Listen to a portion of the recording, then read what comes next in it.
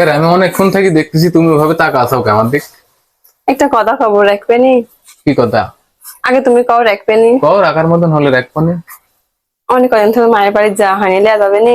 তুমি তো লিয়া যাবার চাইছিলে, আমার কও ধান টান লাগানি হলে আগে তুমি লিয়া লিয়া তো যাবার যাতে চাইছো। চাচ্ছি, কিন্তু বুঝতে পারছো না বাড়ির কত কাজ, ধান লাগানি শুরু হয়ে গেছে। ধান টান লাগানি হোক লিয়া যাবো নি। ধান টান তো লাগানো হয়ে গেছে, আরেকটা হাত দুইটা ভুয়া আছে আবার সে লাগাওনি। শোনো, কাজের সময় কোনো জায়গায় যাওয়ার লাগে না, কাজ শেষ হলে তারপরে যায় 2-4 দিন থাকা যায়। আমি তো থাকতে যাচ্ছি, আমি তোমার সাথে যাবো, আবার একটু দেখা সাক্ষাৎ করে আবার চলে আসবো নি। লিয়া যাবে নি?